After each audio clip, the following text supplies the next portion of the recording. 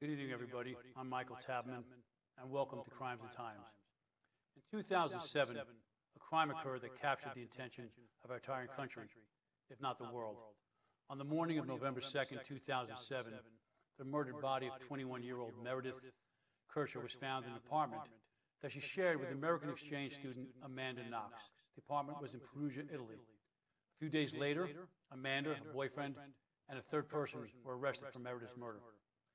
The story quickly became a media sensation. The murder of an attractive young girl and another attractive young girl as a suspect. There were stories of drugs, sex orgies, and all the trappings of a made-for-TV movie, but it was all too real.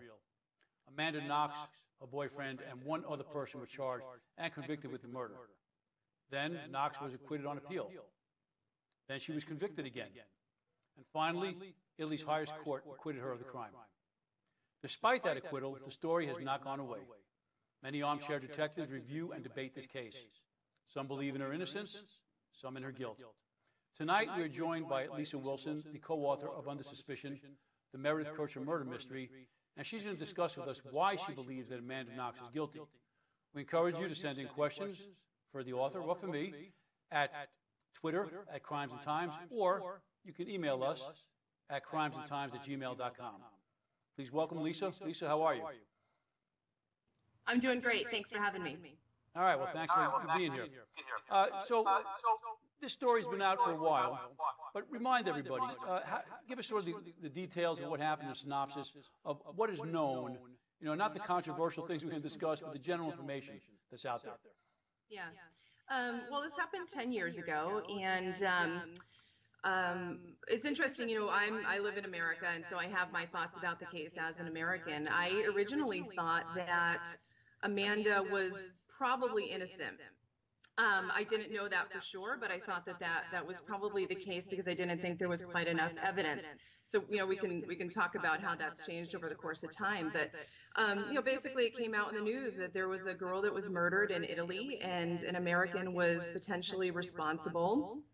And I think, in Seattle, certainly there was more news than there was here in California where I live. I think in Italy, there was more initial press about it than there was here in the States until Amanda's family got involved. Her family was heavily involved in hiring PR to control the conversation. And so what you heard here in America was that, here was this well-adjusted, well-mannered girl with a future ahead of her goes to Italy and, was in an unfortunate situation and is being targeted unfairly. Yet in Italy, the story was different. They really felt like, oh my God, this person came over from America and murdered one of our own. And since that time, there's always been a disconnect between both countries. No question. There's a lot of debate here. Just in introducing you on social media, I got messages from people on both sides of the story. She's guilty, she's innocent, and certainly some of my old colleagues from the FBI have some things to say. So what research did you do? What was your methodology? And tell us how you came to the conclusions that you're going to share with us. Sure. Nick and I work a little bit differently than I think a lot of the true crime authors out there. A lot of times the people like yourself have a law enforcement background. They may be lawyers, or maybe they were a juror on a specific case and now they want to write about the case. For us, both of us are lay people for the most part. Nick did study law. I did study a very small amount of psychology back in the day.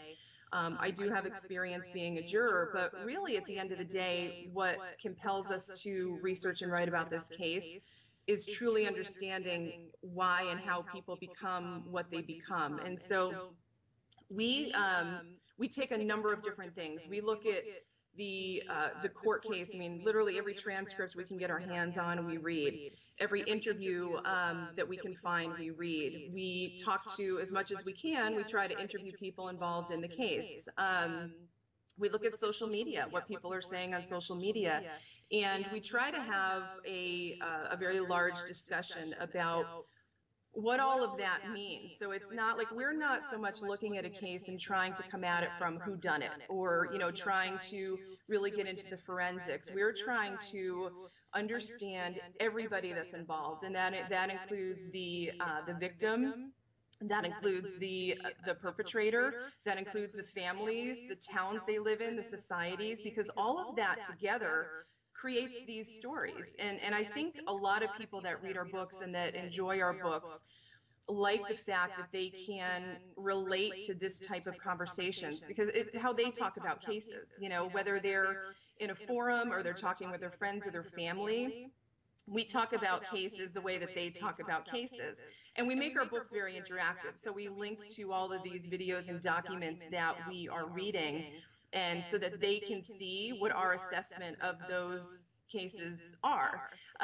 You know, and we've been doing this together for over 3 years now. We started together on the Oscar Pistorius case, and you know, I think we work well as a team. He's male, I'm female. We have different perspective on things, and so oftentimes we talk about what we think certain aspects of a you know, investigation mean.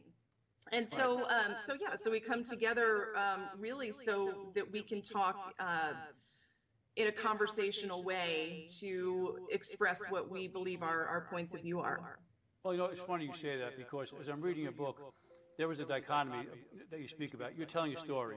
You talk about the family. You talk about other things. And as a former investigator, I'm thinking to myself, okay, how does this play in? What's the evidence? What does this tell me about whether or not she's guilty? So again, it's just a little different perspective that you and I have is looking at a case. Just so you know, questions are already coming in for you, but we're going to hold them off until we get a little more conversation. So let's get into that. What evidence did you find that's led you to this conclusion that Amanda Knox is guilty, although she was acquitted by the courts? Yeah, so I think really one of the biggest things I wanted to talk about today is motive. I think a lot of people, when they think about this case, they boil it down to DNA, lack of evidence in DNA, and they partially believe, well, they mainly believe that, I think, because of what's been controlled in the media. And so we were very moved to write about this case because we feel strongly that the whole story hasn't been told in the media. And I think Amanda is very selective about what she talks about. And just to say real quickly, one of the main I know there's 3 people that are involved in this crime. There's Amanda, there's Raffaele, and there's Rudy. The reason why we talk about Amanda a lot is because I think there's the most confusion surrounding her, and who she really is and what she's really capable of. And so we feel that the biggest thing that's missing in this case is the understanding of the motive. You know, it's not required in a court case to convict somebody, but I'll tell you, as a juror, it's extremely important to understand the motive of a case. So I think... Well, actually, one question's coming in right now, which says, why would she kill her roommate? So let's get right to it. What was her motive? Well, it's a layering of things. You can't look at this and point to one thing and say, she killed her because she was jealous, or she killed her because she wanted her money. It's not one thing. When you actually look at who Amanda Knox was, how she grew up, why she was in Perugia, and what she was doing when she was there, it creates this much bigger story of what she's capable of and what those emotions were that were going on. We believe that on, you know, when on the night of the murder, that there were drugs involved, that there was money involved, and when you are in an absolute drug-fueled emotional stage, many things are possible. So we don't believe that, you know, Amanda or Raffaele or Rudy went there that night with the intention of killing her. This wasn't a premeditated thing. We do believe that, and I can talk about specifics of what the reality what is of the her evidence relationship for that? was. Right, what's the evidence of that? Okay, so if you, first of all, I want the listeners to consider this. Every single person in Perugia that knew Amanda, with the exception of the men that she was sleeping with, and there were multiple, believes that Amanda is guilty of this crime. And there's a reason for that. They knew her. They spent time with her. They were around her, and they knew what her true personality was.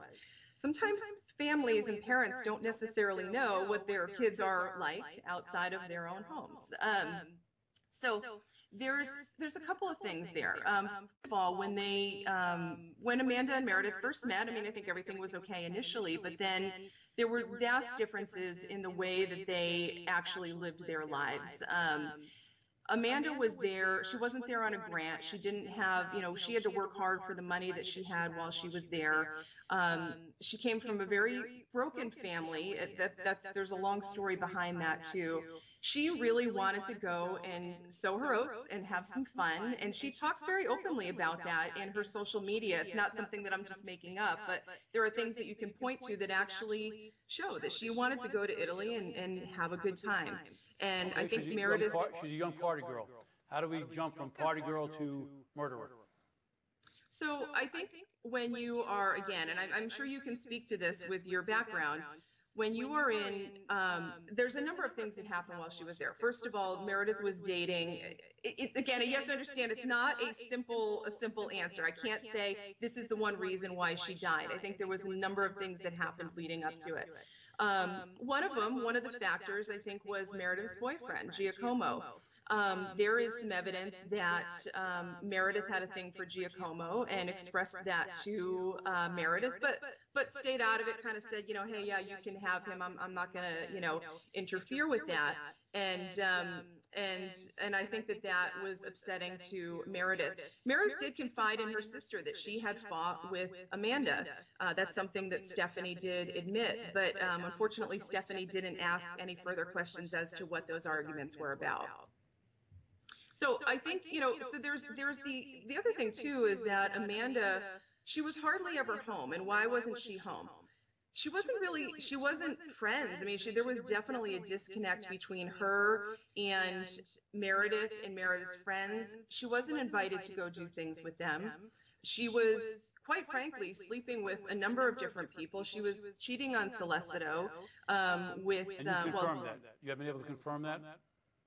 Yes, I mean, and some of this is from her own words. If you actually read her prison diary and you read some of the testimony from other people, you can piece it all together. And Giacomo confirmed that she slept with Daniel DeLuna 2 days after she was already with Raffaelli. Amanda herself admits that she had a boyfriend back home. She had DJ, and she felt guilty about cheating on him with Raffaelli. So there's this person here that I think that Amanda doesn't want to admit she is, but there's all sorts of proof that she is. And Meredith wasn't that same person. And I think there were great tensions in that house. Both Laura and Philomena said that, in October, there was a very noticeable distance between the two of them. And so there's also this other story out there that, like, none of them knew Rudy, that Rudy was a complete stranger to them. And that's not true either. Although there's no proof that he was close friends with them. There is proof that he had been in the house a few times before. He had partied with the guys downstairs. He had also actually walked home one night from the Red Zone with all of them, with Meredith, with Amanda. They all walked back to the cottage together. There was a connection with Rudy. And Rudy, Amanda, Raffaelli were all known and admitted drug users. And I think that really played into what happened that night. I think it was this perfect storm of heightened emotions, heightened jealousies. I think, to be quite frank with you, I think that Amanda has sociopathic tendencies. I can't say that for sure, but I think that, and what I've observed, my co-author believes that too. And so you're not dealing with this normal college girl who goes off and has this bright, wonderful future ahead of her. There were some very troubled things in her past in Italy that people don't really want to acknowledge. And it's a big part of the story. Right, so we have this troubled girl sleeping around, whether or not you want to pass judgment on that young girl, party girl, away from home, maybe for the first time. Again, how is this culminating, this murder? Give us the specifics. What happened that night that you believe that led them to commit this brutal murder, and all the evidence that you think supports that? Well, I think you also need to look at what is the evidence of that night. So, once they're there in that house, and we truly believe that there were 4 people in the house that night, what happens behind that... That would be Meredith, Rudy... That would be Rudy, Amanda, Raffaelli, and Meredith. Okay. Everybody else was gone. All of the upstairs and downstairs roommates were gone, and they have solid alibis. There's no question as to where they were. But Amanda and Raffaele can't quite tie up their alibis. What's very interesting is that around 8:30 that night, both of them turn off their cell phones. They never did that before. Those phones were off for the majority of the night. They can't really be accounted for, to be honest with you, and they want to distance themselves from being there that night. But what's interesting is that Amanda was there and Raffaele were there that day. They were there on November 1st, and they're also the first people at the scene that morning. And so I think that let's start there. Let's look at that evidence. Okay, so they put themselves there at that scene. Amanda also put herself at that scene when she told the police, when she brought Patrick into the story. And she did that because she understood that they found the text message with Patrick. The story that she then went to was that she brought Patrick to the cottage, and that Patrick then proceeded to rape and murder Meredith while she stood by in the kitchen and listened in horror. Why would somebody say that? Well, I think that, and again, you can probably speak to this in your background. You see this all the time. I think that bits of truth are peppered in lies. And so if you consider that Amanda is placing herself and a black man there at the house, she's introducing this concept of it being a sexual attack. And let's talk about that. Meredith wasn't raped. She was violated, but she wasn't raped. If somebody went there that night to rape her, and they clearly dominated her because there were very few defensive wounds. There were a ton of other wounds that were on her body. But she was set up, basically displayed, and it was proven from the scene that her body was moved. She was displayed in a sexual nature. Her bra and her panties were out there. Her legs were splayed open. Somebody wanted that to look like a sexual crime, but yet she wasn't raped. If somebody's going to go there to rape her, they're going to rape her. They had the ability to, and they didn't. But what they did do was they covered her with a blanket and they locked the door. And if you're going to make the argument that they were so rushed that they couldn't finish the crime, why did they have time to cover her and lock the door? And how did they lock the door? Where did they get the key from? There's a lot of evidence there that goes, let's forget about the conversations for a second about there's no DNA, there's no evidence. There's a whole mosaic. I don't know. There's a lot of circumstantial, I think we call circumstantial evidence. I mean, in this conversation, you can give some ideas why you think Amanda may want to do this, why you think she has the personality, of doing this. But again, as an investigator, I'm kind of saying, where's the beef? How do you tie her to this murder? And that's what I'm waiting to hear. Because I know when I read your book, you talk a lot about, her personality, her behavior, the way she smiled. We talk about the gymnastics she did at the police station. Again, very bizarre. But, my experience, you can't always account for people's bizarre behavior under these circumstances. And as you said, the truth is also often peppered with lies. So we have inconsistencies, we have strange behavior. Where's the beef? Where is the evidence that says, this is why I strongly believe it? Because I think we have to consider the DNA or lack thereof when we look at the entire picture. I don't think we can pick and choose, what questions we want to ask without asking all of them. Yeah. No, well, and I completely agree with that too. It's a very difficult case to dissect in a short period of time, and so it is.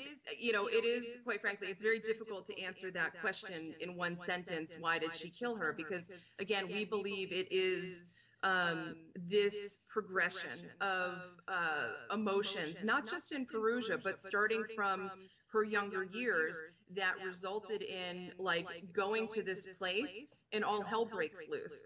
I think it's really easy for people to say yeah, I went to college, I partied and drank and whatever, so what? But you also have to look at how heavy her drug use was. What relationships was she having? How rooted was she actually to anybody? And she really wasn't. And so I think Meredith, more so than Laura, Laura and Philomena they were older, they were off, they had their careers, they weren't really around. So it's basically Amanda and Meredith in that upstairs apartment most of the time.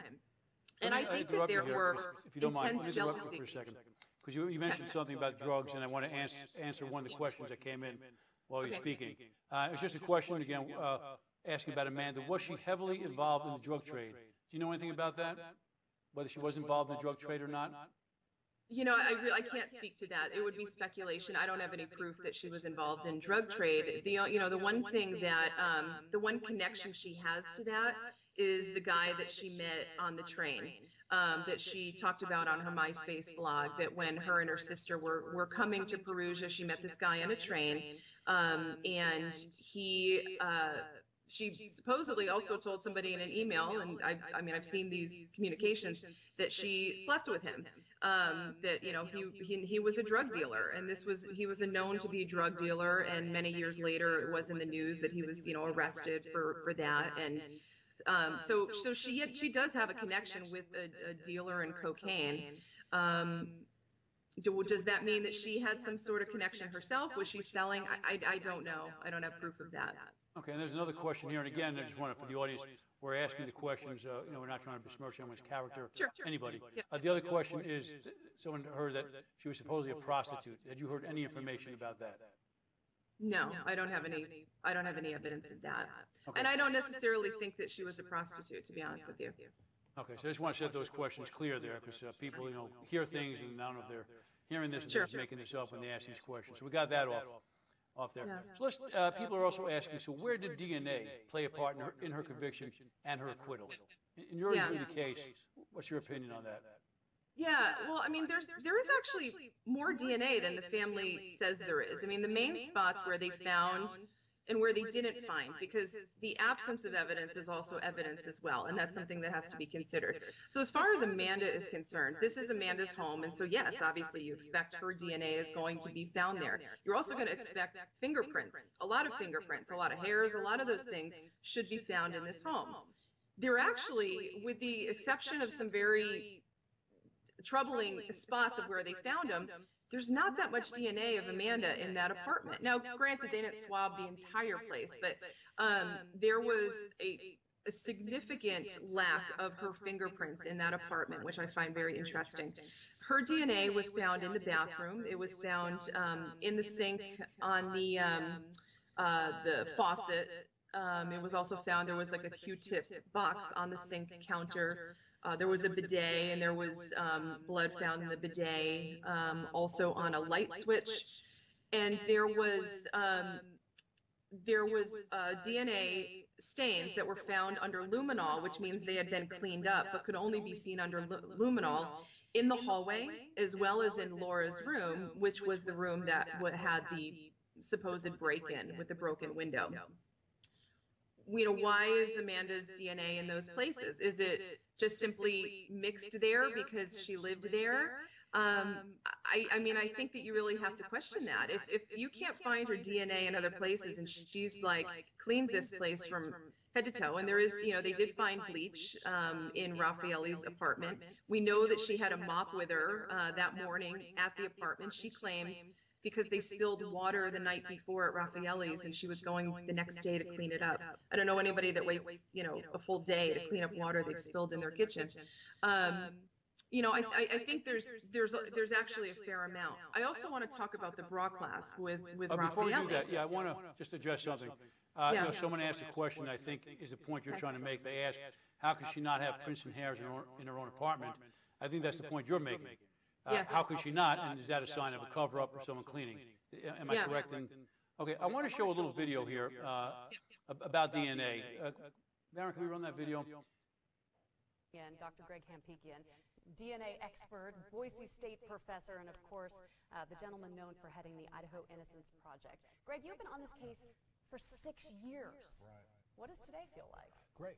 I bet. Well, especially reading the bits that I got translated that said there was no DNA, no biological trace in the room where poor Meredith Kircher was murdered or on her body. And remember, there was plenty of DNA there, right? So many samples, dozens of samples we reviewed. We reviewed the taking of samples from her body, and even inside her body, it was all consistent with one man, Rudy Goudet. And frankly, they should have dropped the case against Amanda and Rafael Solicito as soon as they got those DNA results. It was somebody who they're familiar with. They had a fingerprint for this guy in their database. Why didn't they just let them go? And I think that's what this report is saying, that they should have been let go very, very early. Great news for Amanda Knox and her family, Yes. obviously, who have been waiting on this since March. Okay, Lisa, were you able to hear that? I wasn't, unfortunately. Oh, you weren't? I wasn't sure if you were. All right, so we have, this doctor who's head of the Innocence Project locally, was a DNA expert, and he basically said that what he found was absolutely should have exonerated Amanda at the very beginning. The only thing they found was basically Rudy's DNA. What's your response to that? I think that's total nonsense. There are experts on the other side that will tell you the opposite too. And I think, you have to remember in every case, there's a paid expert on either side. And so, we deal in cases in totality, because it's very easy to explain away a case piece by piece, but I disagree with that.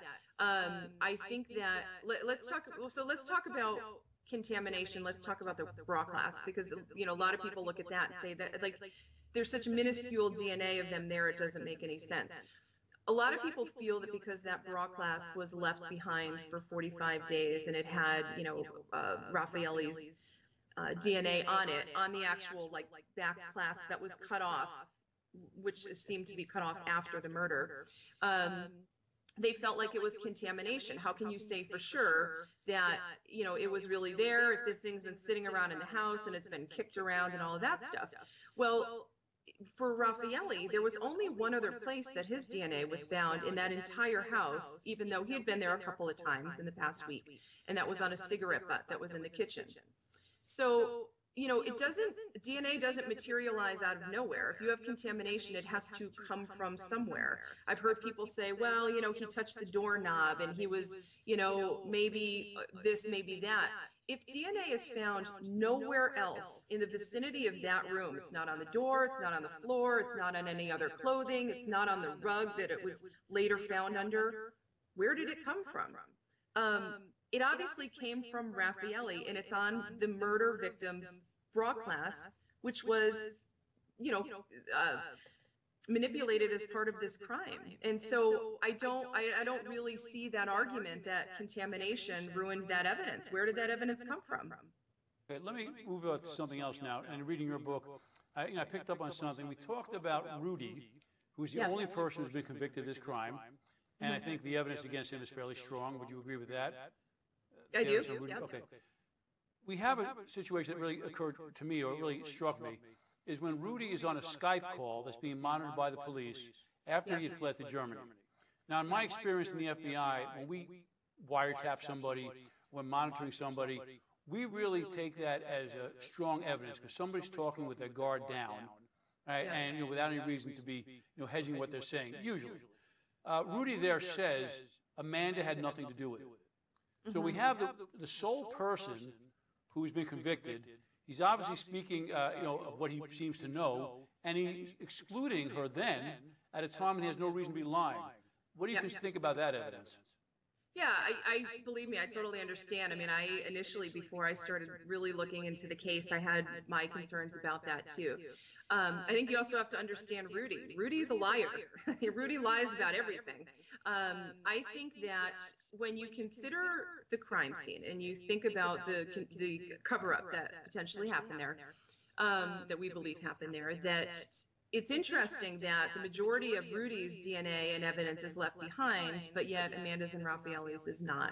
And I think that they worked on that as part of the scene that they cleaned up that night, and they had all night to do it under the cover of darkness. So I think that when Rudy initially distanced himself, didn't admit to them being there, and he had to admit he was there. He was busted. He knew he was busted. He knew his DNA was all over that place.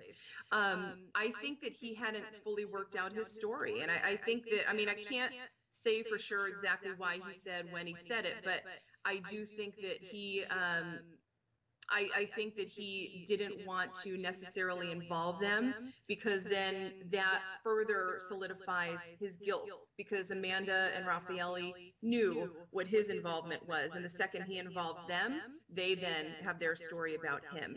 And so I think that he wanted to make it about just himself being there, and that it was this, this innocent thing that just went horribly wrong. It wasn't him, it was somebody else. You know what I'm saying? Like, I think his story evolved because he wasn't quite sure how to play it out, because he knew that Amanda and Raffaele had bad evidence against him. All right, let's go to some of these questions that you and I can answer together maybe, and then before we leave, I'm going to ask you your opinion on one thing before we go. Okay.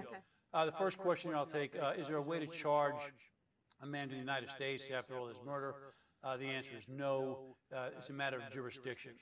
So something could happen overseas that would give the United States jurisdiction, such as killing an American citizen. We might get you for international terrorism, but it has to be specified by statute. So the answer is no. I imagine, Lisa, you agree with me on that one. There's no way to get it. Next question, how good are the Italian police at doing investigations compared to the U.S.? They just want to close a case and do whatever it takes. I have an answer for that, but I'm going to let you go first, Lisa, based on your experience. What did you think of that? Well, there's no question they made mistakes. I mean, there are some of the things that I've seen that I cringe, that, that they did not handle properly. But, quite frankly, you see that in a lot of cases. I mean, it's rare that you have a 100% perfect investigation. And certainly the more high profile the case, the more under criticism those investigators are going to be. And every defense is going to use that at court. I don't know a single court case that doesn't have a defense lawyer saying the police are corrupt and everything's contaminated. That always comes up. So I don't necessarily think that the level of mistakes negates everything else that was found in that investigation. I think there's a lot of really good evidence that's there, and I think she was convicted because there's really good evidence against them, both circumstantial and physical. And the other thing I just want to point out really quickly too is in America there was this whole conversation about double jeopardy and how unfair it was and how bad the Italian legal system is. That's nonsense. She did not go through 2 trials. This is a hotly contested thing that Nick and I deal with sometimes, that people bring up with us. We are aware, and hopefully other people are aware too, she was not tried twice. These were all a series of appeals that are very common in Italian law. So after she was convicted, when that was then overturned, that was on appeal, and then there were 2 other appeals that took place after that. So I think it's important for people to know that there is no double jeopardy in this case. Right. Let me answer the question, and though I'm a little biased on this in terms of U.S. law enforcement versus Italians. The Italians and most of the European police departments are very capable. The FBI and our other intelligence agencies partner with them often on fighting international organized crime and terrorism. But as a general rule, the FBI is held or seen as the highest standard of law enforcement, at least for our investigative abilities, our DNA and scientific abilities, our lab. So I think the FBI does set the bar internationally, though those are certainly very competent agencies. And some may be a little better at certain things than others, but I still think if you would ask internationally, who runs the best investigations, I think most would point to the FBI. But in terms of how they did here, I mean, I am looking at the court opinion here. This is the Italy's High Court of what finally resulted in Amanda's acquittal. And they use words such as glaringly illogical, illogical and contradictory, without any type of confirmation. This is a complete rebuke of the Italian police work. And I can tell you, if this happened in an FBI case, someone would answer for that kind of police work. So though I don't have firsthand knowledge of what happened there, and I wouldn't make that decision, but you see this kind of decision coming down from the highest court. It is a slap in the face to the law enforcement agency, and I'm hoping someone does have to answer for that, because if Amanda is guilty and she was acquitted because of sloppy police work, then the society is a victim. We have other questions here. Why the court go back and forth? I think you just explained that. That's a natural progression of the Italian system. Again, it would be different here in the United States. Once you're acquitted, you are acquitted. So Yeah, well, it's something that I do think is interesting. And it's a little bit of a reverse, I think, than people, the way that people are actually looking at it. A lot of people think that because almost 50% of cases are overturned on appeal in Italy, that means that they do lousy work. That's not the case. That's just their system. Like, everybody is entitled to an appeal, and they just go through appeal after appeal until they reach the Court of Cassation, and then that's the last stop, and then that's it. That's their system. It doesn't necessarily mean that, like, and I think that that's an issue in itself. In the U.S., you know, you can file for appeal. It doesn't mean your appeal is going to be heard. Actually, quite a few aren't. And you have to have good reason to go to court and have your appeal heard. And there's just a tiny percentage that actually get fully overturned, like, you know, like Amanda's did. And so I think that, like, when people say, you know, would this happen in America? Yeah, I think that she would actually be in jail still. And I think she would be in jail for a very long time. Well, that was actually my last question to you. I was going to ask you, do you think if she was being tried now in the same set of circumstances in the United States, is that proof beyond a reasonable doubt that would get her convicted? And you're saying yes. Without question, yes, absolutely. Okay, and we'll leave it at there. Lisa, just before we go, tell everybody about your books and where to find them. Okay, great. Yeah, so we actually have written a total of 5. 2 years ago, we wrote 3 stories: Deceit, Dark Matter, and Under Suspicion.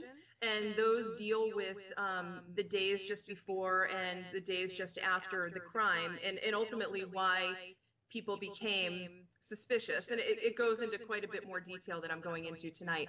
And most recently, we have written Despicable and Foxy Knoxy Fights Back. And those are dealing specifically with the court case where she was convicted, so that year-long court case that resulted in a conviction.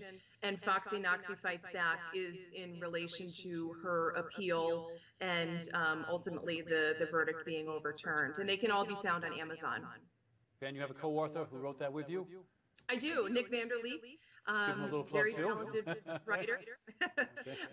Yeah, Nick is a really excellent researcher, writer, photojournalist, has years of experience. You can learn more about us and the work that we do on shakedowntitle.com. Fantastic. Thank you for joining us, and thank you for sharing your opinion with us. Yeah, thanks for having me. And we love to have these conversations and debates. So anybody who would love to reach out to us on Twitter, Facebook, or our website, whatever, I certainly welcome it. I think you may hear from some of my former colleagues. But thank you very much. Okay, Lisa, thank you. Okay, everybody, thank you for staying with us tonight. We had an author who provided us with her reasons for believing that Amanda Knox is guilty. And I've spoken with former law enforcement officials who believe in her innocence. I have not researched this case sufficiently to provide a knowledgeable opinion. From the facts that are known, there are contradictions, discrepancies, and some things that just don't make sense. The pieces of an investigative puzzle rarely, if ever, fit together perfectly. I've learned that in my experience. And although Amanda Knox was tried in Italy and not the United States, she is an American citizen, and I imply the tenets of our system of justice in terms of how to review this case. We have our opinions. We engage in spirited debate and play detective at times. But from my years in the FBI, I know that unless we are directly involved in an investigation, we don't really know what all the evidence is and what that evidence tells us. Amanda was found not guilty, and that is a finding that I'm going to accept. I'm Michael Tabman, and that is my take. Thank you for watching Crimes and Times. Please remember to like us on Facebook, and please subscribe to our YouTube channel where you can find all our previous episodes. Thank you, and I'll see you next week. Thank you.